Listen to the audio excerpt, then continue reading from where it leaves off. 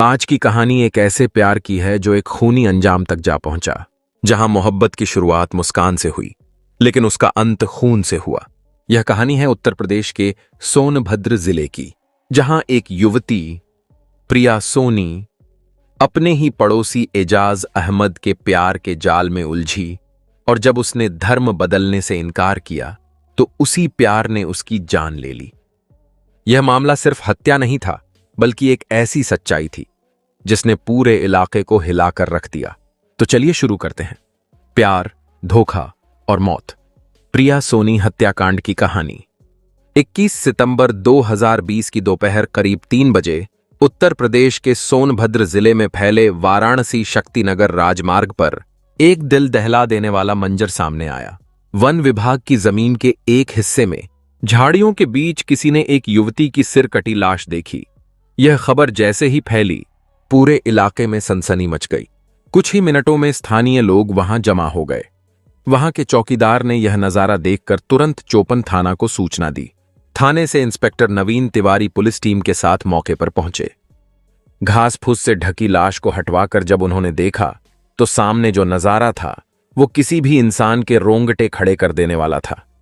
लगभग 21 वर्ष की एक युवती, जिसके धड़ पर काली जीन्स, टी शर्ट और पैरों में काले जूते थे, लेकिन सिर गायब था।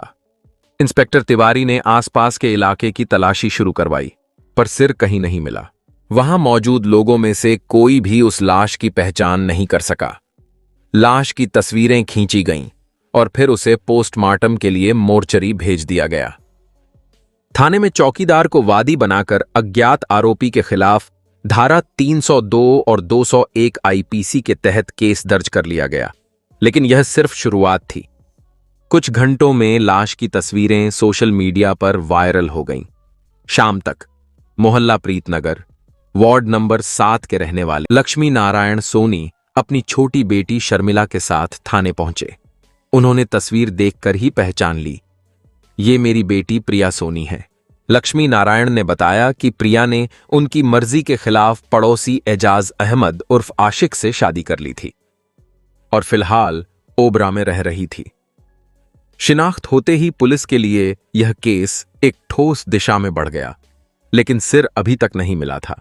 रात में एएसपी ओपी सिंह ने घटनास्थल का निरीक्षण किया और एसपी आशीष श्रीवास्तव खुद मोर्चरी पहुंचे, जहां उन्होंने लाश देखी और जांच तेज करने के निर्देश दिए। उन्होंने स्वाट टीम प्रभारी प्रदीप सिंह और सर्विलांस प्रभारी सरोजमा सिंह को भी इस केस में लगाया, ताकि आरोपी तक जल्द पहुंचा जा सके। अगले दिन 22 सितंबर घटनास्थल की दोबारा तलाशी ली गई। झाड़ियों में एक लोहे की रॉड और एक फावड़ा मिला।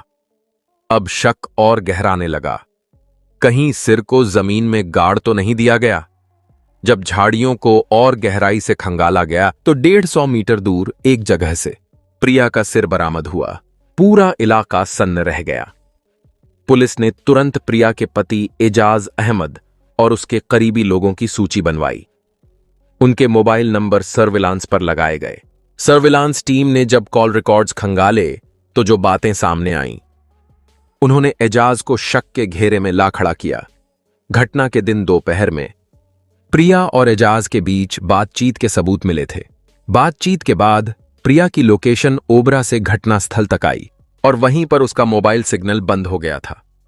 सबसे अहम बात, जहां लाश मिली थी उसके ठीक सामने एजाज की टायर रिपेयरिंग की दुकान थी। अब पुलिस को पूरा यकीन हो गया कि इस हत्या के पीछे प्रिया का पति एजाज अहमद ही है। 24 सितंबर की शाम करीब 5:30 बजे बग्घा नाला पुल के नीचे से पुलिस ने एजाज अहमद और उसके साथी शोएब को गिरफ्तार कर लिया। दोनों को थाने लाकर जब सख्ती से पूछताछ की गई तो उन्होंने अपना जुर्म कबूल कर लिया और बताया कि हत्या क्यों और कैसे की गई थी। लक्ष्मी नारायण सोनी का परिवार सोनभद्र जिले के थाना चोपन के मोहल्ला प्रीतनगर, वार्ड नंबर 7 में रहता था। घर में 4 बेटियां थीं, प्रीति, शीना, प्रिया और शर्मिला। पत्नी सुमित्रा देवी का निधन काफी पहले हो गया था।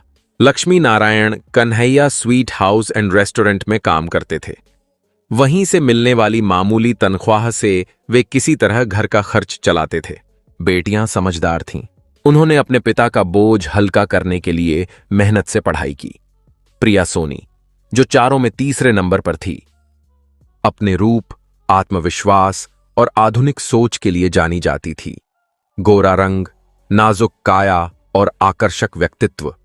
मोहल्ले में जब भी वो निकलती, नजरें उसी पर टिक जातीं। वो हमेशा साफ सुथरे और फैशनेबल कपड़े पहनती थी, बालों में अलग अलग रंग करवा लेती और अपनी पहचान कुछ अलग बनाए रखना चाहती थी। वो पढ़ी लिखी थी, ग्रेजुएशन कर चुकी थी और अब नौकरी करके खुद का खर्च खुद उठाना चाहती थी। उसकी सोच थी, एक लड़की को अपने पैरों पर खड़ा होना चाहिए। लेकिन यही आत्मनिर्भरता और खुलापन कई लोगों के लिए चर्चा का विषय बन जाता। कुछ उसे मॉडर्न लड़की कहकर सराहते, तो कुछ उसकी खुली सोच से खटकते। इसी बीच उसी मोहल्ले में कुछ ही घरों की दूरी पर रहता था एजाज अहमद उर्फ आशिक। एजाज के पिता जाकिर हुसैन टायर रिपेयरिंग की दुकान चलाते थे। 4 भाई बहनों में एजाज दूसरा था और अक्सर अपने पिता की दुकान पर बैठकर उनका हाथ बंटाता था। एजाज ने जब पहली बार प्रिया को देखा तो उसके दिल में जैसे कुछ ठहर गया। वो उसकी खूबसूरती पर ऐसा मोहित हुआ कि अब हर दिन उसे देखने की कोशिश करता। पड़ोसी होने के कारण हल्की फुल्की मुलाकातें होना आम था। पहले तो वो बस हाय हेलो तक सीमित था, पर धीरे धीरे उसकी चाहत गहराने लगी। एजाज अब हर वक्त बहाने ढूंढने लगा कि कैसे वो प्रिया के करीब आए। कभी पानी भरने के वक्त, कभी बाजार जाते हुए वो किसी न किसी तरह उससे बात करने की कोशिश करता। पहले तो प्रिया को यह सब समझ नहीं आया, लेकिन जब उसने बार बार एजाज की नजरें अपने ऊपर टिकी देखीं, तो उसे अंदाजा हो गया कि बात कुछ और है। वो चाहती तो दूरी बना सकती थी, पर न जाने क्यों एजाज की बातों से उसे बुरा नहीं लगा। कहीं न कहीं उसके दिल में भी एजाज के लिए एक सॉफ्ट कॉर्नर बन गया था। एजाज जानता था कि प्रिया से सीधा इजहार करने से पहले उसे उसके दिल में अपनी जगह बनानी होगी। वो उसकी पसंद की बातें करता, मजाक करता, हंसाता और धीरे धीरे प्रिया भी खुलने लगी। दोनों की बातें अब रोज होने लगीं, कभी मोहल्ले में, कभी दुकान के पास और कभी उस सुनसान जगह पर गए जहां सामने सड़क थी और पीछे वन विभाग की खाली जमीन। वो जगह दोनों के लिए सुरक्षित अड्डा बन गई थी। वो दोनों वहां बैठकर घंटों बातें करते, सपनों की, भविष्य की और एक दूसरे की पसंद नापसंद की। प्रिया को लगता कि एजाज सच्चा है, जो उसे प्यार करता है और उसकी कद्र करता है। धीरे धीरे एजाज को लगा कि अब वक्त आ गया है अपने दिल की बात कह देने का। एक दिन जब दोनों वहीं पुराने अड्डे पर बैठे थे, एजाज ने अचानक प्रिया का हाथ थाम लिया और उसकी आंखों में देखते हुए बोला, प्रिया, मैं तुमसे कुछ कहना चाहता हूं। बहुत दिनों से एक बात दिल में है जो अब नहीं रोक सकता। I love you. प्रिया मुस्कुराई। उसे पहले से अंदाजा था कि एजाज यही कहेगा। वो चुप रही, फिर थोड़ी झिझक के बाद बोली, लव यू टू एजाज। बस उसी पल से दोनों के बीच का रिश्ता बदल गया। एजाज ने खुशी में उसे गले लगा लिया, उसके होंठों को चूम लिया। प्रिया ने उसे नहीं रोका, बस कहा, इतना ही काफी है एजाज, इससे आगे नहीं। उस दिन के बाद उनका प्यार तेजी से बढ़ा। अब वो एक दूसरे के बिना रह नहीं पाते थे। फोन पर बातें, मुलाकातें, छोटे छोटे झगड़े और मनुहार, सब कुछ किसी फिल्मी रोमांस की तरह चल रहा था। लेकिन प्रिया जानती थी कि उसका घर वाला इस रिश्ते को कभी स्वीकार नहीं करेगा, क्योंकि एजाज एक अलग धर्म का लड़का था। इसलिए उन्होंने तय किया कि अगर परिवार नहीं मानेगा तो वो चुपचाप शादी कर लेंगे। करीब 1.5 महीने पहले दोनों ने चोरी छिपे शादी कर ली। एजाज ने प्रिया को ओबरा के एक महिला लॉज में ठहरा दिया, कहते हुए, थोड़ा वक्त दो, मैं घर वालों को मना लूंगा, फिर तुम्हें अपने घर ले जाऊंगा। प्रिया ने भरोसा किया। उसने पास की एक कपड़ों की दुकान में नौकरी शुरू कर दी ताकि खुद का खर्च उठा सके। उसे लगा अब सब ठीक हो जाएगा, लेकिन असली तूफान तो अब आने वाला था। कुछ ही हफ्तों में एजाज का रवैया बदलने लगा। वो अब बार बार एक ही बात कहता, तुम्हें मेरा धर्म अपनाना पड़ेगा। पहले तो प्रिया ने हंसकर टाल दिया, पर जब एजाज ने इसे गंभीरता से दोहराया तो उसने साफ कह दिया, मैंने तुमसे प्यार किया है, तुम्हारे धर्म से नहीं। मैं अपना धर्म नहीं बदल सकती। अगर तुम सच में मुझसे प्यार करते हो तो मुझे जैसे हूं वैसे ही स्वीकार करो। एजाज बोला, हमारे यहां गैर धर्म की लड़की को अपनाया नहीं जाता जब तक तुम धर्म परिवर्तन नहीं करोगी। मैं तुम्हें घर नहीं ले जा सकता। दोनों के बीच बहस बढ़ती चली गई। प्रिया ने आखिरी बार कहा, एजाज, अगर तुमने मुझसे सच में प्यार किया है तो मुझसे मेरा अस्तित्व मत छीनो। लेकिन एजाज के भीतर का जुनून अब धीरे धीरे खूंखार रूप ले चुका था। वो नहीं जानता था कि जिस लड़की को वो पाने की कोशिश कर रहा है, उसे खो देने का ख्याल ही उसे दरिंदे में बदल देगा। समय बीतता गया, लेकिन एजाज और प्रिया के बीच अब रोज झगड़े होने लगे थे। कभी धर्म परिवर्तन को लेकर, कभी घर जाने की बात पर। एजाज अब प्यार से ज्यादा जिद्दी हो चुका था। वो चाहता था कि प्रिया हर हाल में उसका धर्म स्वीकार करे। वहीं प्रिया ने साफ कह दिया था, एजाज, मैं तुम्हारे साथ हूं क्योंकि मैं तुम्हें चाहती हूं, पर धर्म बदलने का सवाल ही नहीं उठता। अगर तुम्हें मुझसे सच में प्यार है तो मुझे जैसे हूं वैसे स्वीकार करो। एजाज ने प्रिया को बहुत समझाने की कोशिश की, लेकिन प्रिया अपने फैसले पर अडिग रही। वो उसे बार बार यही कहती, तुमने मुझसे शादी करने से पहले ही यह सब सोचना चाहिए था। अब जब मैं तुम्हारे साथ हूं तो मुझे मेरे धर्म के साथ रहने दो। ये बात एजाज को बुरी तरह चुभ गई। उसे लगने लगा कि अगर प्रिया ने धर्म परिवर्तन से मना किया तो समाज और घरवाले दोनों उसे ताने देंगे। वो मान बैठा था कि अब प्रिया का जिंदा रहना उसकी बेइज्जती बन जाएगा। धीरे धीरे एजाज के मन में नफरत ने प्यार की जगह ले ली, और इसी नफरत ने उसे उस हद तक पहुंचा दिया जहां इंसानियत की कोई जगह नहीं बचती। 19 सितंबर की शाम के करीब 6:05 पर प्रिया ने एजाज को फोन किया। आवाज में एक हल्की मिठास थी। एजाज, मिलना है तुमसे। आज आ जाऊं? एजाज ने जवाब दिया। हां, आ जाओ, बात करनी है। लेकिन इस बार एजाज के दिल में प्यार नहीं, बल्कि एक खूनी योजना पल रही थी। फोन काटने के बाद उसने अपने दोस्त शोएब को बुलाया। उससे बोला, एक काम करना है, आज ही खत्म कर दूंगा सब। शोएब ने कुछ पूछे बिना हामी भर दी। एजाज और शोएब ने मिलकर तय किया, वो प्रिया को वहीं बुलाएगा जहां दोनों शादी से पहले मिला करते थे। वन विभाग की वही जमीन, सड़क से करीब 10 मीटर अंदर। उस शाम प्रिया ओबरा से एक ऑटो लेकर निकली। उसने सोचा था एजाज से मिलकर सब ठीक कर लेगी। वो यह नहीं जानती थी कि आज वही जगह उसकी मौत का मंच बनने जा रही है। एजाज पहले से ही उसे आते देख रहा था। जैसे ही ऑटो रुका, उसने मुस्कुराते हुए कहा, चलो आज थोड़ी देर बैठते हैं, बात करते हैं। प्रिया उसके साथ सड़क पार करे झाड़ियों के बीच उस परिचित जगह पहुंच गई। दोनों जमीन पर बैठ गए।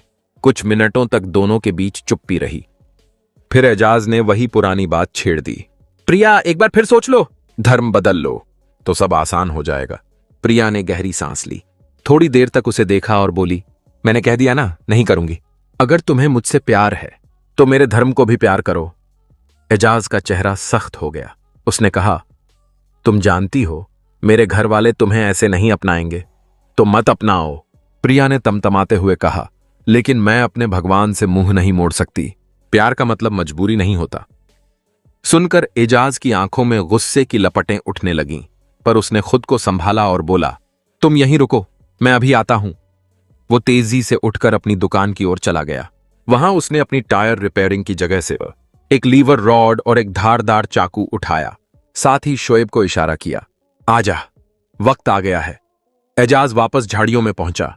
प्रिया उसकी तरफ पीठ किए बैठी थी, शायद सोच रही थी कि वो पानी लाने गया है। एजाज ने बिना कुछ बोले लोहे की रॉड उठाई और पूरा जोर लगाकर उसके सिर पर दे मारी। ठक! एक भारी आवाज गूंजी और प्रिया वहीं ढेर हो गई। वो चीख भी न पाई। कुछ ही देर में शोएब भी वहां पहुंच गया। एजाज ने जमीन पर पड़ी प्रिया की ओर देखा और पागलों की तरह चिल्लाया, अब देखो कौन मना करता है धर्म बदलने से। इसके बाद उसने अपने हाथ में पकड़े चाकू से प्रिया का गला काट दिया। एक ही वार में सिर धड़ से अलग हो गया। चारों तरफ सन्नाटा छा गया था।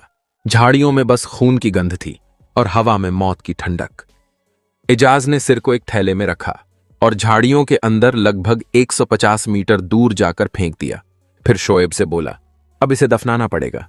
दोनों वापस एजाज की दुकान पहुंचे। वहां से एजाज ने अपनी मारुति आल्टो कार निकाली और बाजार से एक फावड़ा खरीद लाया। वो चाहते थे कि लाश को मिट्टी में दफना दे, लेकिन जब उन्होंने जमीन खोदनी शुरू की तो नीचे पत्थर और कठोर मिट्टी निकली। गड्ढा खोदना नामुमकिन था। थके और डर से कांपते हुए उन्होंने घास फूस और पत्तों से लाश को ढक दिया। फिर एजाज ने प्रिया का मोबाइल फोन उसकी जीन्स की जेब से निकाल लिया, रॉड, चाकू और फावड़ा झाड़ियों में फेंक दिए। इसके बाद दोनों वहां से भाग निकले, मानो कुछ हुआ ही न हो। 20 सितंबर की सुबह एजाज ने प्रिया का मोबाइल खोला। उसमें उसका व्हाट्सएप लॉगिन था। उसने प्रिया की ओर से खुद को एक मैसेज भेजा, मुझसे बात मत करो, अब मैं नहीं आऊंगी, ताकि किसी को शक ना हो। फिर उसने फोन स्विच ऑफ कर दिया और उसे अपनी दुकान के पीछे फेंक दिया। उसे लगा कि अब वो बच जाएगा, लेकिन शायद उसे अंदाजा नहीं था कि सच्चाई ज्यादा दिन छिप नहीं सकती। 22 सितंबर 2020 की सुबह सोनभद्र पुलिस टीम फिर से घटनास्थल पर पहुंची। अब तक किसी को यह नहीं पता था कि हत्या कैसे हुई, लेकिन जगह जगह बिखरे सुराग कुछ कह रहे थे। झाड़ियों के बीच गिरी हुई एक लोहे की रॉड, एक फावड़ा और कुछ खून के धब्बे मिले। इन सबको देखकर जांच टीम को शक हुआ कि हत्या यहीं की गई है और सबूत मिटाने की कोशिश भी हुई है। इंस्पेक्टर नवीन तिवारी ने तुरंत फॉरेंसिक टीम को बुलाया। टीम ने घटनास्थल की तस्वीरें लीं, ब्लड सैंपल इकट्ठा किए और मिट्टी के नमूने उठाए। इसी दौरान सर्विलांस टीम ने लड़की के मोबाइल की अंतिम लोकेशन ट्रैक की। वह घटनास्थल के पास ही थी। अब पुलिस को यह समझते देर नहीं लगी कि प्रिया को यहां लाया गया था और शायद उसी ने अपने कातिल से आखिरी बार बात की थी। स्वॉट और सर्विलांस प्रभारी सरोजमा सिंह ने प्रिया और एजाज दोनों के मोबाइल नंबरों की कॉल डिटेल्स निकाली। रिपोर्ट सामने आई तो सब कुछ साफ हो गया।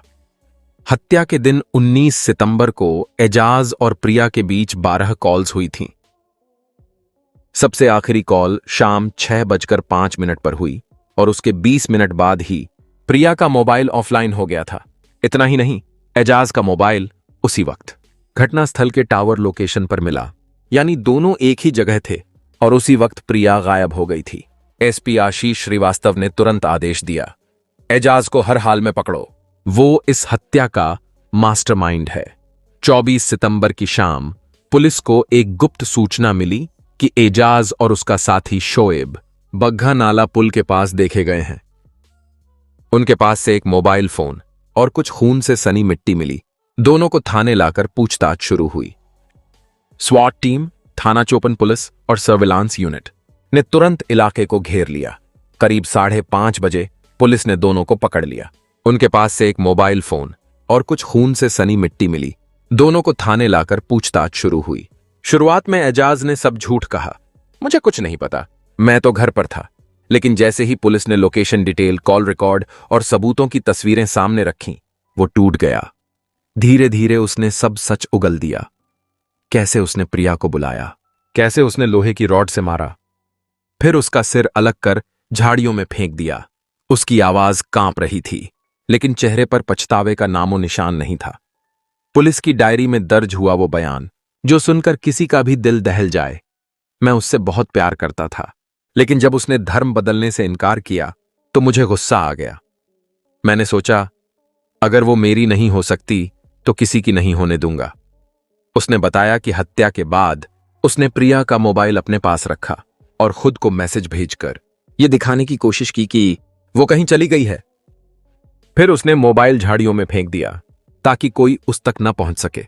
घटनास्थल से मिले लोहे की रॉड, फावड़ा और चाकू पर मिले खून के नमूनों की रिपोर्ट आई। वो प्रिया सोनी के डीएनए से मैच कर गए। मोबाइल सर्विलांस, कॉल डिटेल और फोरेंसिक रिपोर्ट तीनों ने एजाज को दोषी साबित कर दिया। पुलिस ने केस की फाइल तैयार की और 15 दिन के भीतर चार्जशीट दाखिल कर दी। मामला सोनभद्र की सत्र न्यायालय में पहुंचा। सुनवाई के दौरान एजाज ने कई बार बयान बदले, पर सबूत इतने मजबूत थे कि कोई शक की गुंजाइश नहीं बची। 2022 में कोर्ट ने फैसला सुनाया। एजाज अहमद को आजीवन कारावास और उसके साथी शोएब को 7 साल की सजा दी गई। न्यायालय ने अपने फैसले में कहा, यह हत्या नहीं, एक इंसानियत की मौत थी जिसने अपने प्यार को अपने अहंकार और कट्टरता के नाम पर कुचल दिया।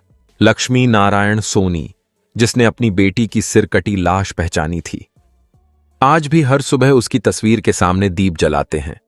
वो कहते हैं, मेरी बेटी ने अपनी जान गंवा दी, लेकिन अपने धर्म और आत्मसम्मान से समझौता नहीं किया। वो हमारे लिए आज भी जिंदा है। प्रिया सोनी की कहानी हमें ये सिखाती है कि प्यार जब जिद बन जाए तो उसका अंत हमेशा खून से होता है। प्यार में जब सम्मान नहीं होता तो वो सिर्फ हवस और अहंकार बन जाता है।